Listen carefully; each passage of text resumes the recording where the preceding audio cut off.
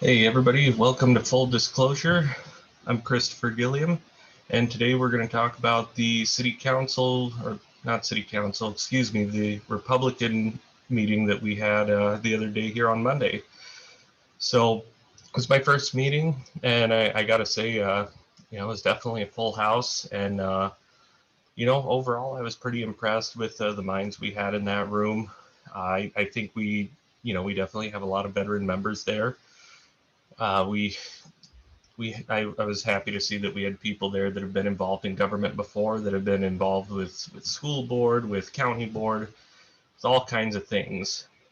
So, I mean, there's definitely experience in that room, and that's good for us. We're going to need it with the battles we have ahead of us over the next 4 years. So, I definitely plan to lean on and draw from those people's experience so that I can do as good of a job as I possibly can in my city council position here. So I definitely walked away from there with some ideas.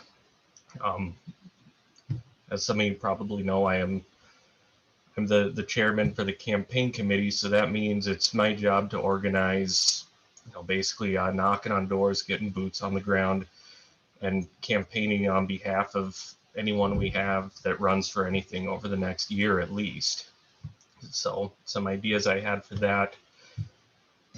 I think first and foremost, what we need more than anything at all is we definitely have to recruit people. So my ideas for that, I think the tech college would be a good way to get people in there that are a little bit younger and that are willing to get their boots on the ground for us and go knock door to door.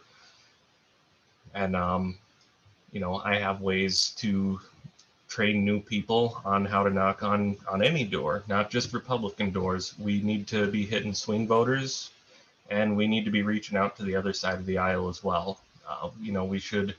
There should be no door that is not knocked on, which is a pretty huge undertaking. So, I mean, my thoughts are, we have a lot of older members right now. Um, for those of you that are older looking to help out with this, I think the best thing would be, you know, you guys will reach out to the Republican people, our people that are registered Republican, where you can basically just remind them, hey, we have an election coming up, please get out there and vote, and some of the swing voters too. For those of you with a little bit more fire and, that like a little bit more of a challenge, I'd be more than happy to give you my spin on how you knock on a door that is very far left or is very much Democrat. What if they have a Biden sign out front? What if they have a Black Lives Matter sign out front? When I went and got my own endorsement signatures, I knocked on those doors too, and I think it was worth it. I got a few signatures from people that are registered Democrats. Once they talked to me, once they met me, once they realized I'm not an evil Republican with horns and spouting fire, it went pretty well. So, you get a couple people that it doesn't go so well, and that's fine because, if they thought you were an awful person before and they think you're an awful person after you leave, nothing's changed. So that's totally fine. So, yeah, I mean, basically, anybody who is interested in that, I'd be more than willing to show you kind of the differences. My message when I knock on the door for somebody who's registered Republican is very different from somebody who's registered Democrat or who has something that tips me off that maybe they're far left. Very different messages. My message for a potential swing voter is very different. So, I would love to cover that, on the ground, real time with anybody who wants to get out there with me and knock on some doors. Now, with that being said, what we got to do, what I'm working on right now is figuring out what elections are coming up in the next year and who's interested in them, who's running for them. And, it's going to be basically getting in touch with those people and figuring out what their platform actually is so that we're on the same page. If I know what somebody's trying to do, I can campaign on their behalf quite effectively. So definitely looking forward to that. Um, some of the ideas I have for getting younger members. I think we should be doing some kind of event, both over the summer. I think we should be doing outdoor events that are going to attract younger people, and I think we should be doing events at the campus, especially come fall. I think we should be recruiting at CVTC. Tech schools, I've been to both four-year universities and I've been to tech schools, and I'm telling you, tech school is far less liberal than a four-year university. Most of your people going to tech schools, they are looking to be able to get some kind of job that is a little bit better than what they're doing right now, and move on with their lives. A lot of people in tech school are a little bit older, they have some real world experience, and a lot of them, they're out there working at the same time as they're going to school. A lot of them have maybe already started families, so you get a lot less of the liberal indoctrination there, and you have people that have to think for themselves a little bit more.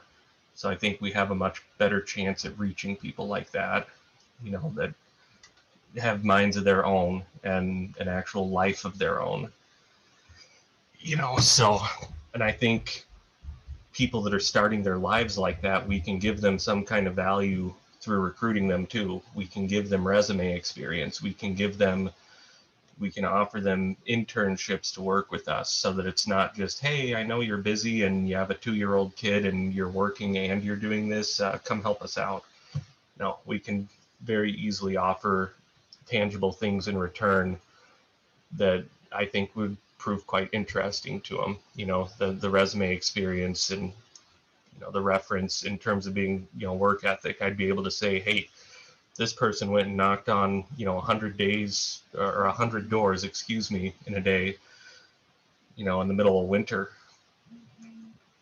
If employers will definitely care about something like that. So I think we have something that we can really offer people, and I think if we get young people like that too, that are a little bit fired up, I know I can get people like that knocking on any kind of door that you can imagine. So that's where my thoughts are at right now. If anybody has more ideas, I would love to hear from you. I have some fundraising ideas too that are a little bit ballsy, I'm going to say. I'm going to run it by some of the committee members and see what people think. But you're going to see I'm a little bit feistier than your average Republican. We have a very liberal campus to the south of us in Eau Claire. And I have some ideas how we could run some fundraisers and get Democrats to be the ones fundraising for us, get people on the far left fundraising for us. And then we can basically turn it into a publicity stunt. And thing is all publicity is good publicity. So, I'm not going to go into the details on how we do that here, but perhaps at one of our next meetings, and definitely in private with some of the committee members, I have ways that we can host events and get people on the far left to fundraise us, and that'd be pretty exciting, and it'd be hilarious. So definitely stay tuned in for that.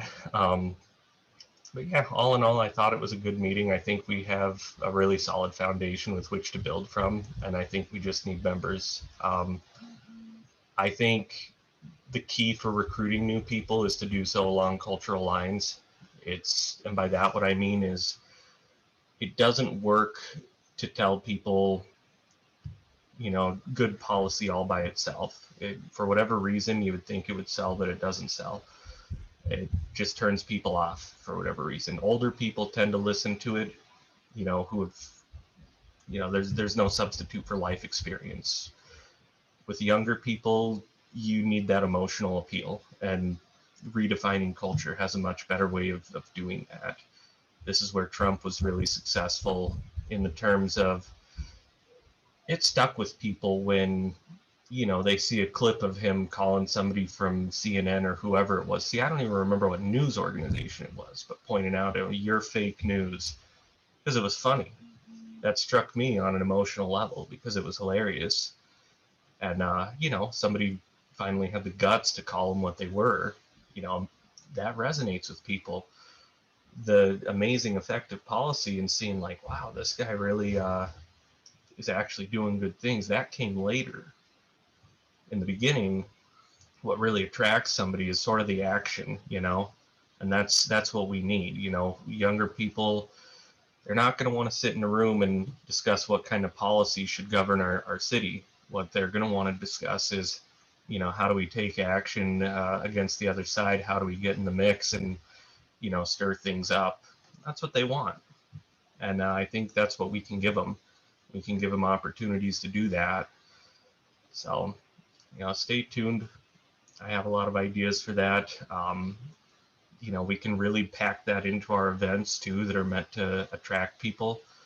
We can have some fun. We can have mock debates. We can have, some sort of event where, maybe we're having games or something where, you win a prize or something if you can call out fake news or something. We show you a few clips. I don't know. I'm just spitballing ideas here, but that's kind of what I'm thinking in terms of making it fun or appealing for a guy that's 23 years old. It's the emotional appeal gets them. And this is where Democrats really destroy us. They're very good at getting the emotional appeal. I mean, look at what's happening right now with the southern border. They know that there's a strong emotional appeal to saying we are letting people in because we care about them. Younger people aren't going to look at the fact that what we're really doing is creating a second class of citizen. I mean, you think about it, if you let somebody in, you let 6,000 people in a day, and you don't give them a social security card, you don't give them a driver's license, you don't give them citizenship, what kind of future is that person going to be able to build for themselves? They're not going to be able to get a decent job. They're going to get an under the table job that enslaves them to low wages for the rest of their time here. And that's wrong. That's wrong. I would say if we're going to let 6,000 people in, let's at least give them driver's licenses, actual citizenship, social security, so that they can, make the best out of whatever they have to offer, generate tax income for our nation, and generate a meaningful life for themselves. It's cruel to basically condemn somebody to a second class life. That's a terrible thing to do, but people don't see it that way. All they hear is the appeal of we're letting them in because we care, even though it's not true. They won't stick around to listen to what I just said. What we really need to do is we kind of have to turn that around on them and say, well, look, you're condemning 6,000 people a day to modern day slavery. Is what you're doing. You don't give them opportunities for jobs. You don't give them opportunities for meaningful careers. You don't give them the opportunity to, move up the socioeconomic ladder. You limit them. Once they're in, you take away their ability to have any kind of meaningful citizenship. You condemn their kids to struggle without citizenship and follow in those same footsteps. That's horrible. That's how we get them. So anyhow, well, this has been Full Disclosure. There will be more to come. Starting today, I'm going to start releasing something like this every day. Once April 6th rolls around here, and I'm actually on the council, it's going to be a lot more with policy and a lot less with the cultural stuff. For now, it's going to be a lot more cultural and a lot more about my views on things. That way we have some sort of content coming out, give you a chance to get to know me before I get in there and whatnot. There's still going to be some of that after I get in the council, obviously, but for the time being, it's it's going to be short little 10-15 minute videos on mostly cultural stuff and mostly ideals and whatnot till we have something with a little bit of meat to bite into. So definitely looking forward to being on the council so I can share the committee meetings, share the council meetings, and everything that comes up, that's going to be really exciting. So, well, stay tuned and thanks for watching.